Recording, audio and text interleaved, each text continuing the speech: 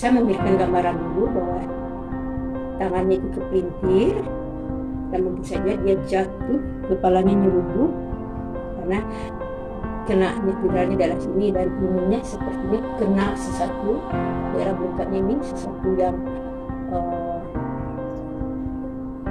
kasar atau seperti dinding, sehingga dia membentur.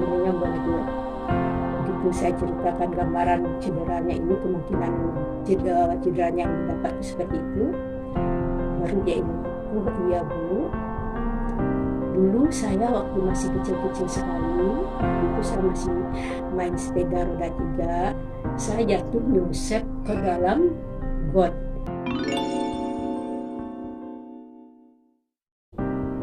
Assalamualaikum warahmatullahi wabarakatuh. Semoga kita selalu dalam keadaan sehat, sejahtera, bahagia, dan selalu dalam lindungan kasih sayang. Amin ya rabbal alamin. Catatan Maya Amhar kali ini akan mengangkat terapi tentang sakit kepala menahun. Awalnya saya tidak begitu tertarik untuk mengambil kasus untuk sakit kepala menahun ini, tapi karena tetanggaku sering sekali mengeluh tentang sakit kepala. Dia bilang udah tahunan sakit kepala, udah tergantung dengan obat-obatan, tapi sakit kepalanya tidak hilang-hilang. Awalnya saya cuma mintain dia aja begitu, karena dia masih muda. Tapi setelah saya perhatikan cara dia memandang, melihat kayak ini, matanya itu kayak mengernyit kan. Saya perhatikan kok dari matanya sepertinya dia memang sakit. Karena saya ada niat untuk balik ke Jakarta, menetap di Jakarta maksudku, maka akhirnya saya datangi tetangga saya itu dan saya bilang saya mau periksa dia. Dan setelah saya periksa dia, saya cukup kaget karena tadinya cuma iseng aja, karena saya selalu ngambilnya cuma untuk keselingkuh, salah urat begitu, dan itu tidak pernah mengambil untuk satu terapi untuk penyakit. Jadi karena saya melihat dia cara mandangnya itu kayak mukanya sakit, memang kayak orang sakit kepala, ya saya coba aja, mana tahu memang ada sesuatu yang bisa saya lakukan untuk menolong dia. Setelah saya periksa dan saya kaget, saya menemukan cedera pada daerah bahu dia, sudah diikat, cedera pada daerah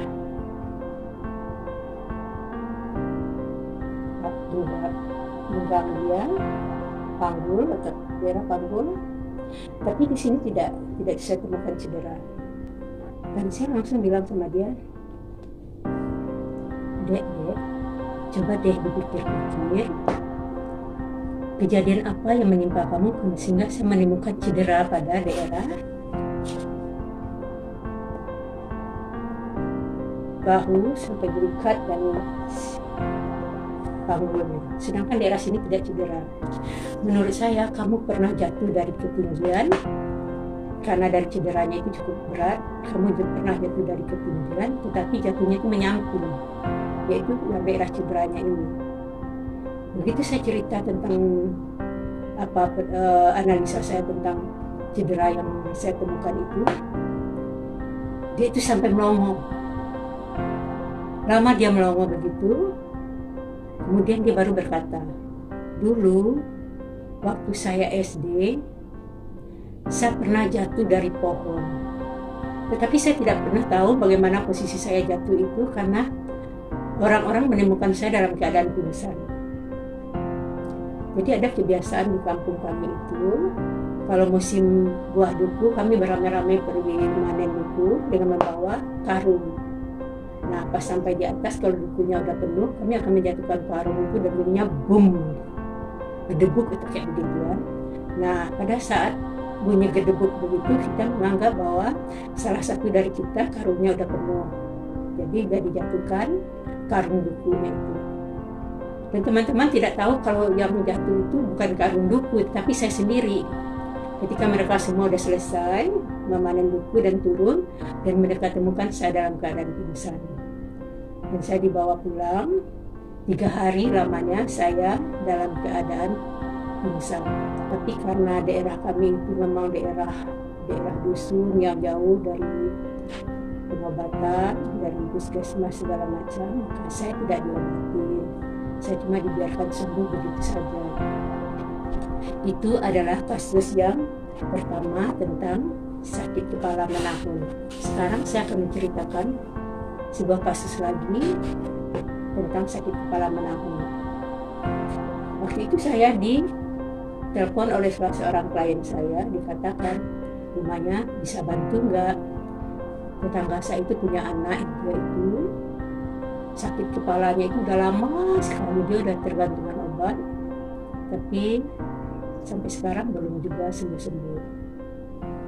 Saya bilang, ya kalau bicara sama saya tentang sakit kepala, ya saya akan cari penyebabnya dari segi cedera pada otot atau keselio yang berhubungan. Biasanya sakit kepala itu yang saya temukan itu ya cedera pada daerah pangkal lengan atau belikat atau daerah sini, leher ya. Ini menyebabkan peredaran darah ke arah ke kepala menjadi tidak lancar. Tidak lancarnya peredaran darah ke arah ke kepala ini menyebabkan oksigen juga yang masuk ke kepala juga berkurang, dan begitu juga energi listriknya.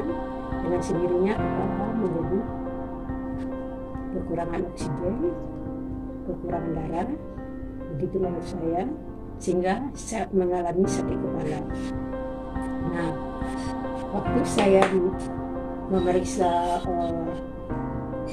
anak yang diceritakan ke saya itu, saya menemukan cedera pada daerah ini dan di sininya daerah kepala dan belikat.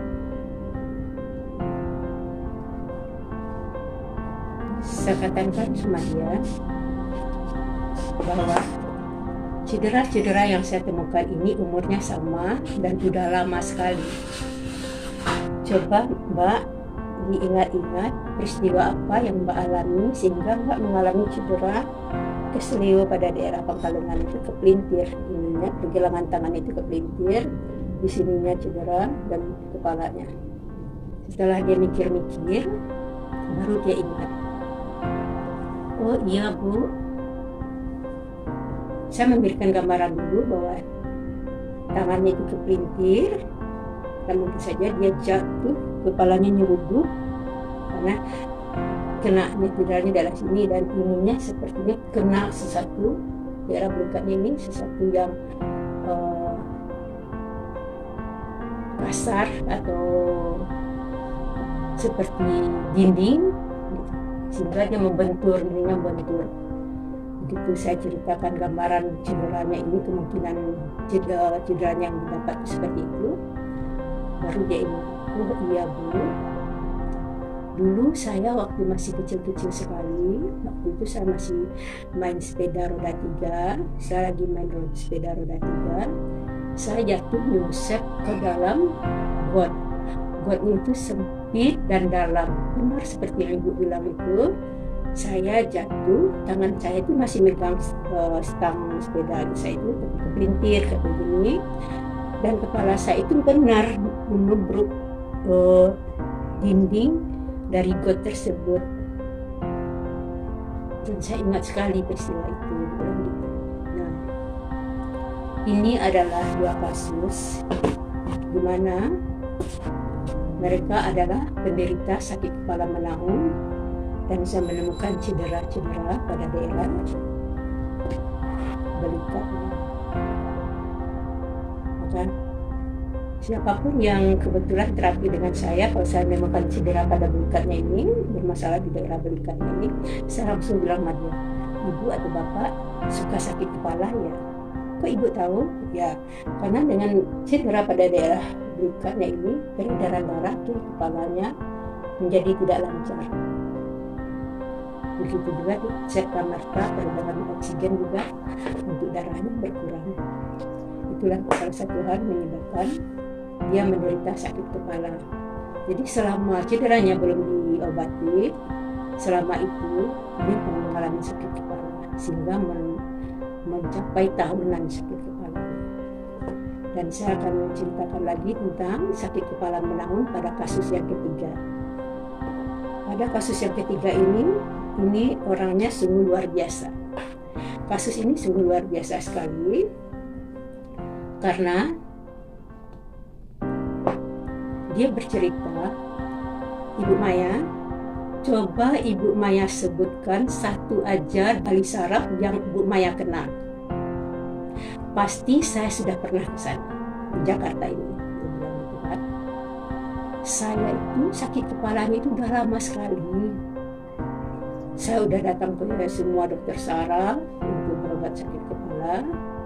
Dan ada yang dokter sarafnya menyarankan saya untuk dicabut ke geraham yang paling bungsu atau busi itu, dua-duanya. Karena kemungkinan sakit kepala itu disebabkan akar dari businya itu menekan saraf, dia menyebabkan dia sakit kepala. Itu dua-duanya itu geraham saya yang paling bungsu itu udah dicabut, tapi saya tetap sakit kepala.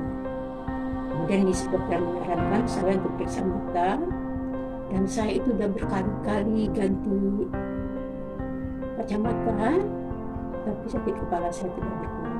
Sampai-sampai ubun-ubun saya ini disuntik oleh dokter, tetapi saya tetap sakit kepala. Akhirnya saya putuskan untuk berobat ke Australia. Pulang dari sana tidak ada hasilnya, saya tetap sakit kepala. Saya bilang sama bapak itu, karena bapak mengeluh sama saya tentang sakit kepala, sedangkan saya ini adalah seorang terapis untuk otot, urat, dan saraf serta sendi. Maka saya yang akan saya periksa adalah berhubungan dengan sendi, otot, urat, dan sarafnya. Setelah saya periksa si bapak tersebut, saya menemukan cedera pada daerah pinggangnya dan daerah belikat kanan. Jadi cederanya itu bersilang, belikat kanan dan pinggang kiri. Nah, saya ceritakan sama si bapak tersebut apa yang saya temukan. Ini bapak, usia cederanya ini sudah cukup lama. Coba bapak ingat-ingat peristiwa apa yang menimpa bapak sehingga bapak mengalami cedera pada belikat kanan dan pinggang kiri. Si bapak itu sampai ngelamun gitu. Apa ya? Oh iya, ibu, dulu saya waktu kecil-kecil saya pernah jatuh ditimpa pohon, dan pohon itu melintang di punggung saya persis seperti yang ibu ceritakan. Apa yang saya sampaikan ini adalah sebuah informasi kepada sahabat yang menderita sakit kepala menahun, bahwa kemungkinan saja peristiwa itu menimpa sahabat juga, di mana penyebab dari sakit kepala menahun yang sahabat derita yang sudah tahunan itu, yang belum juga sembuh-sembuh hingga ketergantungan dengan obat-obatan, kemungkinan cedera pada daerah belikat. Pernah mengalami cedera pada kecelakaan yang menyebabkan belikatnya, daerah bahu, belikat, leher bermasalah. Karena dari yang saya temukan, kasus-kasus yang saya temukan semuanya cedera pada daerah ini. Sekiranya apa yang saya sampaikan ini merupakan sebuah hal yang bermanfaat untuk disampaikan kepada sahabat-sahabat yang lain, saya mohon kepada sahabat, di dibagikan agar orang-orang mendapatkan pengetahuan dari apa yang saya sebarkan ini, yang saya sampaikan ini. Karena alhamdulillah mereka sembuh dari sakit kepala. Sekian informasi dari saya tentang sakit kepala menahun ini. Jadi sekiranya apa yang saya sampaikan ini kemudian sahabat ingat-ingat memang pernah mengalami kejadian yang menyebabkan daerah pundak berikat sekitar ini pernah mengalami cedera, entah bukan apa penyebabnya, nanti sahabat tinggal cari tukang pijat yang ahli, yang ngerti urat, yang ngerti tentang sendi-sendinya, dan mudah-mudahan sahabat mendapat pertolongan dari Allah lewat tangan mereka. Sekian info yang ingin saya sampaikan pada sahabat, semoga bermanfaat. Amin ya rabbal alamin. Wassalamualaikum warahmatullahi wabarakatuh.